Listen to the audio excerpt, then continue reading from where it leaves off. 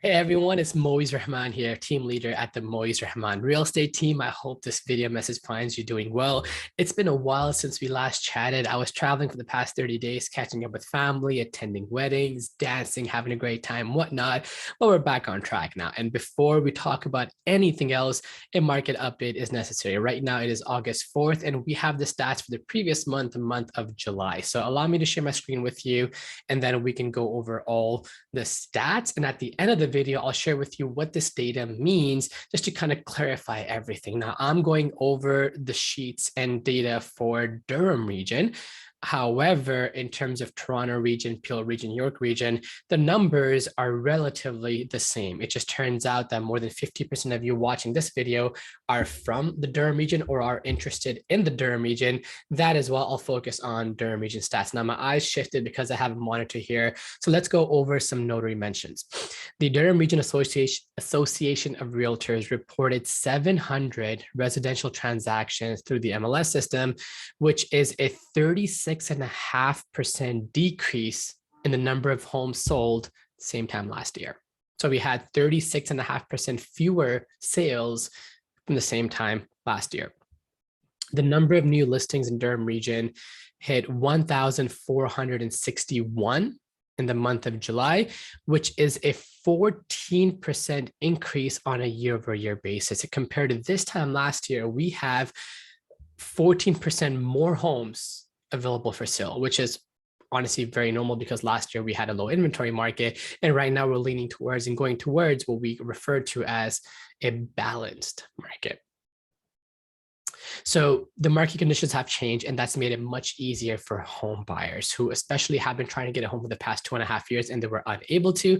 And the average days on the market right now is 15 days. So it's taking the average home an average of 15 days to sell, which is giving buyers time to get their finance condition looked at, to get their pre-approval done, and to get a home inspection done should they want to. And all in all, giving them more time for due diligence, which they didn't have because the average time for a house to sell roughly a year ago was about 48 to, let's say, about 56 hours. So the average selling price in Durham region was $901,412,000, which is a slight decrease from the previous month. Now, we are seeing a decline in sales, but we're also seeing a decline in the number of homes for sale because July in every market is usually the more slower month. It's considered to be one of the last months before back to school, before back to the fall market. And a lot of individuals travel in this month. And then, as I'm sure you've been hearing, Toronto Pearson is giving us so many articles about this. A lot of individuals have traveled in the month of July, at least from our area. So naturally, you have fewer home buyers. So at this time of the average price of the average detached home in the Durham region is this highlighted number. This is the average price of the average semi-detached home. This is for a condo townhome, condo apartment, linked home, and then a townhome. This number right here had surpassed $1 million a couple months ago. So things are looking very good for home buyers. In all of the cities across the Durham region, the city that continues to once again have the most residential transactions is Oshawa, leading the cities with 207 residential transactions. Right behind it, we have Clarington. Then we have Ajax, Pickering. Sorry, I completely missed Whitby. So we have Oshawa, Clarington, Whitby, Ajax, and Pickering. So Oshawa still continues to offer the best value in terms of square foot per dollar. And then Clarington is right behind it, and so is Whitby. So the average price of the average home last year was $925,000. $925,710. And at this time of the average price of the average home is $901,412. So there has been a shift, and this is the type of information that would make buyers very, very happy. So there's a lot of articles out there, and a lot of the articles that are out there are telling us what we might want to hear, because the more traffic that goes to their forum, the more they get compensated. Once the as soon as the 1% interest rate hike happened, I started getting articles from my clients that said 1% rate hike leads to market crash.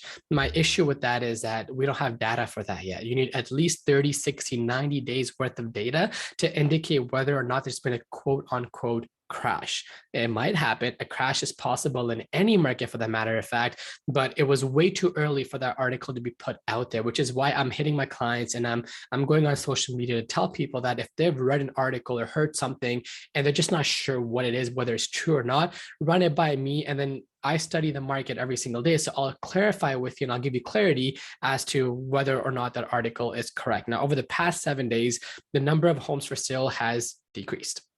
And I'm beginning to see multiple offers again. My clients found themselves competing in one home that was 16 offers, that had 16 other offers, 16 other buyers to compete with, and some homes that had 5 to 8 offers. Right. So even though the market is shifting, it's not 100% buyer's market yet. It is more of a balanced market. And in some areas, it is still a seller's market. My research is showing me that every 3 out of 10 homes are getting multiple offers. The other 7 homes are selling as long as their presentation and marketing is good, but they're taking the average 15 plus days to sell. We've had homes that we sold to 8 to 10 offers in 7 days over the past few months. And then there are other homes that we have on the market that are taking a little bit longer to sell, but they are selling. So it's a hit and miss, and that varies depending on the area. That being said, the leasing market has just taken over. Because interest rates are high and individuals don't know what to believe in terms of whether there's going to be more interest rate hikes or not, they're resorting to leasing. Because the borders have opened and we're getting more families come to Canada, these folks are also naturally leasing for the first year to get a better feel for the area to see whether they should buy in this area or another.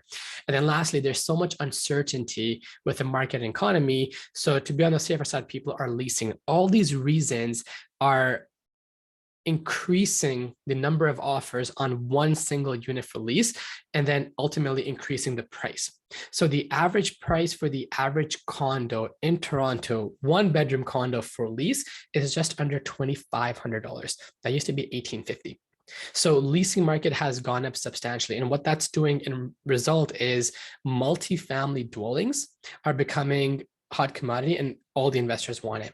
Because now if you put 20% on a multifamily residential home, it will cash flow positive. The rent that you accumulate from that property by leasing out both the units will be more than your mortgage payments, ultimately leaving you a positive cash flow. This was nearly impossible to find in the past 2 years because the prices were higher than the actual rent for that home. So if you're an investor and if you're listening to this, there is a window of opportunity out there. More of the people that I'm helping right now, the home buyers that I'm assisting right now are investors. And then definitely first-time home buyers that were unable to get something last year, and now they're able to find more space for their budget. As always, guys, if you have any questions, my email address is in the description. Reach out to me anytime. Chat soon. Bye for now.